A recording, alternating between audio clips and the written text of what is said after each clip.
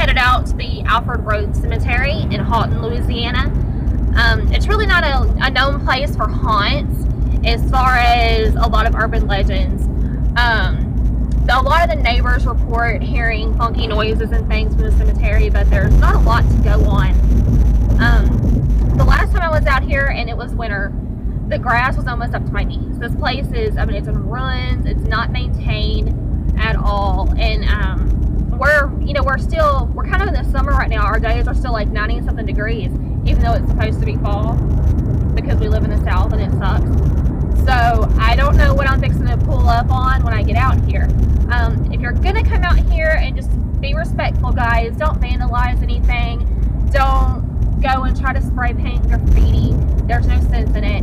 And please be mindful of where you step, because a lot of these graves out here were removed, but their covers and their headstones are there, but a lot of them they're on the ground and they're tore up. So just be really careful where you step. And like I said, guys, be respectful. Don't come out here and act like an idiot and do something stupid. So I will take you guys to Alfred Road Cemetery. I have about 3 more miles to go before I get there.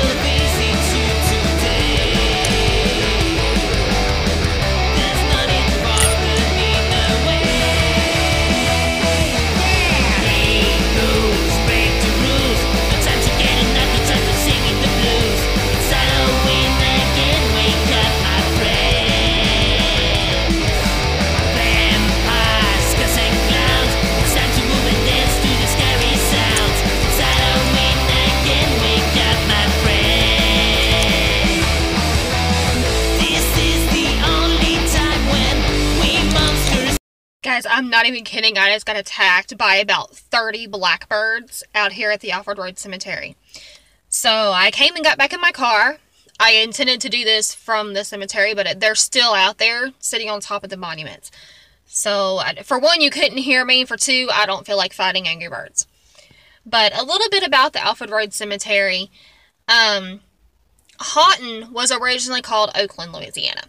For those of you who have read the Once Bitten series, you know that's why the town that Carly lives in is Oakland.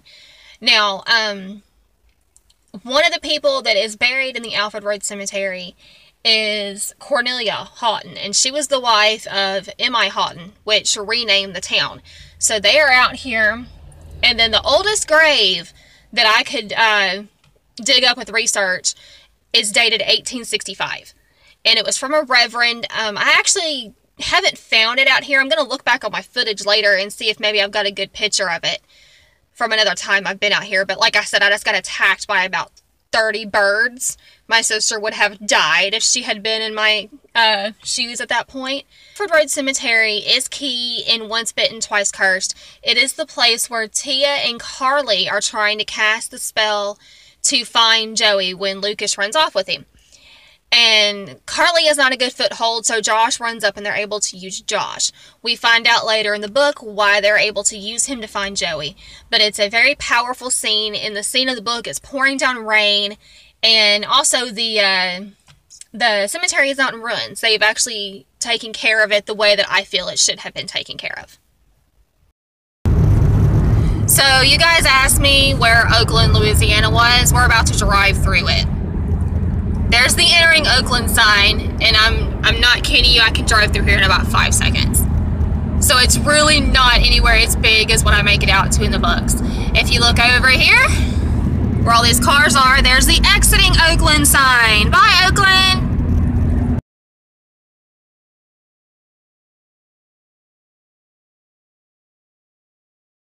So a lot of people have asked where the Oakland plantation is when you get to Oakland.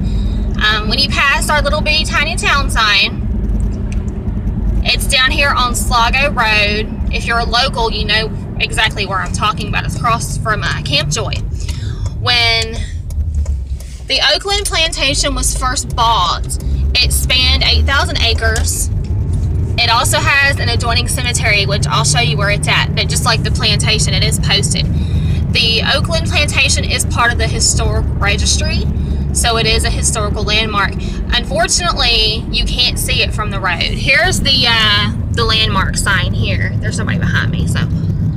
And like I said, you can't see the house. Sometimes in the winter, you can see a little bit of the house whenever the trees and things aren't quite as thick. They do private tours sometimes. You can get on the Shreveport Historic Haunts Facebook, and they usually have them posted on there. I don't remember exactly how much they cost because they kind of change a little bit. I haven't gotten to go on one of those yet.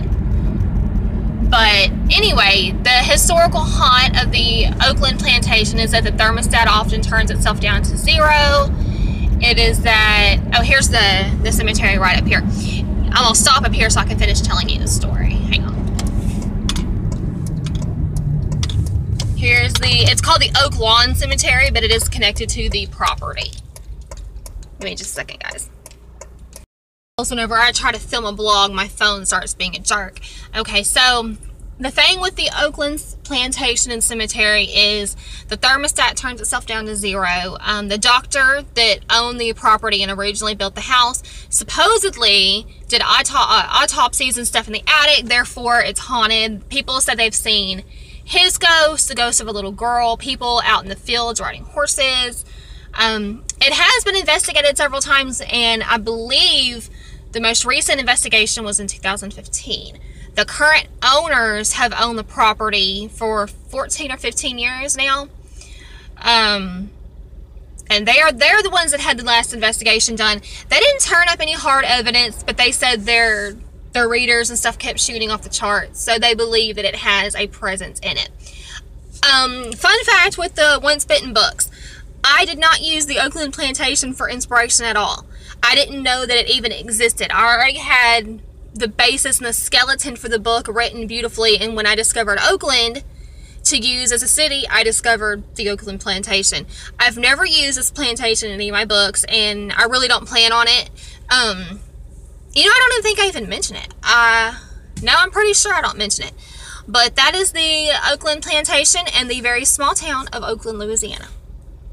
I kept having trouble with my phone while I was filming those vlogs out there in Oakland, and I had the radio turned down in my car, but now I have no volume. It's probably not going to do it now because I've got the camera on it. Anyway, it keeps switching stations from AM to FM on me. It won't come on, it comes in and out, and it sounds like people are trying to talk instead of play music. I don't know, it's really weird. I can't get it to do anything now. I was trying to get a good shot to do a video by the Taylortown Witch Tower, and because of the time of year it is, it's really grown up over there. You really can't see it very well, so I'll post a picture of it so you can see what it looks like. I haven't been out there before, but again, guys, it's trespassing. Don't climb the fence to go see it. You can see it fine from the drive. It's private property, so don't be stupid. The story behind the Taylortown Tower is that supposedly there was a bride of, well, let me backtrack here. It was part of a church, a Methodist church, and there was a bride and groom supposed to get married, and supposedly the groom died in a car wreck on his way to the church. So the bride, when she found out, was so guilt-stricken, you know, what do you call it? What's the word I'm looking for? Guilty, heartbroken. That's the word, heartbroken. That she threw herself down the stairs of the bell tower and died at the bottom of the steps. There is no historical documents, no police records or anything of a car wreck or of her death. The only thing that is historically documented about the witch tower is that it was, the church part of it was burnt down in a fire. The tower is all that still remains. It's not a historical registry. It's just kind of a local haunt that if you're from this area, you know it's here. You see it in Once Bitten because I actually place it in somewhere completely different than where it is, and I place it still as a landmark in the book. It's where they try to catch Lucas for the first time, and Tia is trying to draw him to the witch tower, but it doesn't work out so well for them. If you want to know more about it, guys, check out Once Bitten. I make it sound a lot more thrilling than it really is. It's really nothing but a big brick statue. It was when the church was built, and I do have a picture with the church still connected to it before it burnt down. It was a Gothic style church. It was very beautiful. It would have been something very, very fascinating to see when it was still in one piece. But now all we have left of it is the tower and the local stories.